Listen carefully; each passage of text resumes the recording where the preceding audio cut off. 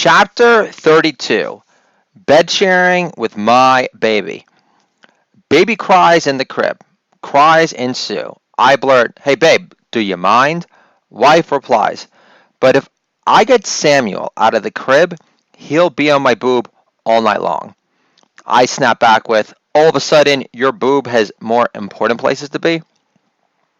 3 kids, 7 consecutive years later, our bed is morphed into a 24/7 open milk bar, but you don't hear me bitching about it as much as I should. I got over it. The sweaty sex period in most relationships only lasts 3 months max anyway. Where your bed actually defies the laws of gravity and elevates despite hardcore pounding downward to the equator. Then oversexed men end up dropping the L-bomb in return, get married, and become sluts in straitjackets, assuming Don Draper isn't your role model in life.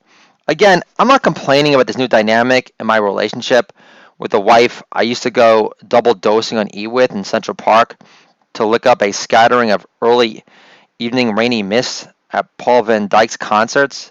Because now, as a stay-at-home comedian slash father of 3, I don't feel like a total degenerate in my snuggling 40s compared to my swinging 20s.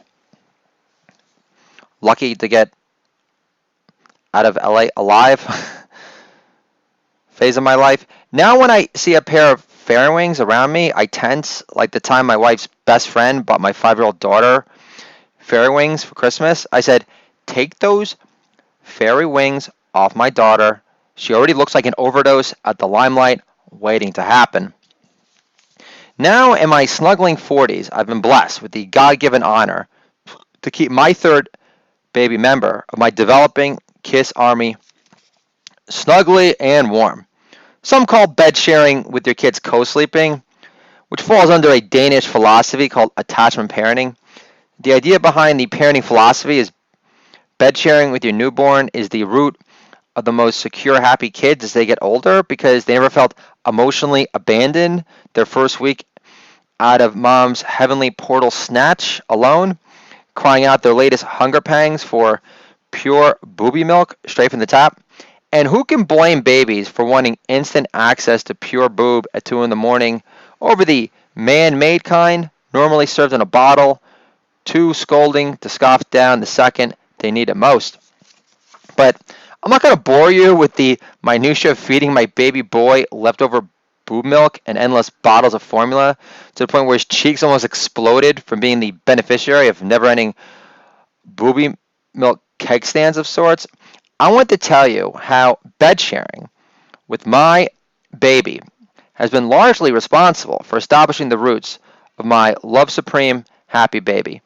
Believe it or not, the stay-at-home comedian gets out of the house more than you think because after being shat on as a cold-calling IT headhunter for 12 years on and off by colorless IT folk for a living, I can handle other stay-at-home moms welcoming me at the playground with as much warmth as a resurgent herpes sore on the spot. Because stay-at-home dads infringe on their turf, and fake feminists don't play that. In my case, I've realized how much these moms resent my in-control, strong-willed, fun-filled, fanning children compared to their more monotone, less independent offspring. You see, bed sharing with my babies has given my kids the confidence to conquer the monkey bars with eye of the tiger intensity, with dad by their side, but not breathing down their neck either.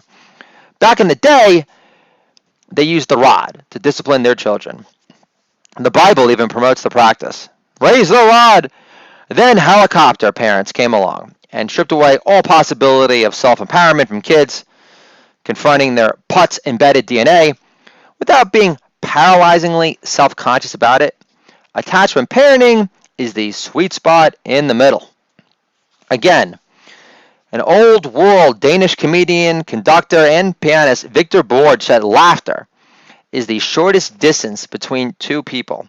So why not make it a priority to maximize laughter around your children whenever you're around them and become the positive lightener in their lives you were destined to be? Controlling my kids through comedy has done wonders for my 3 kids.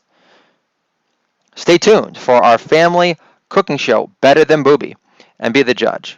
Rampant, yummy dances of joy and occasional yuckers await. Last, bed sharing with my babies has brought me closer to the Almighty for creating such pristine, celestial bundles of pure delight.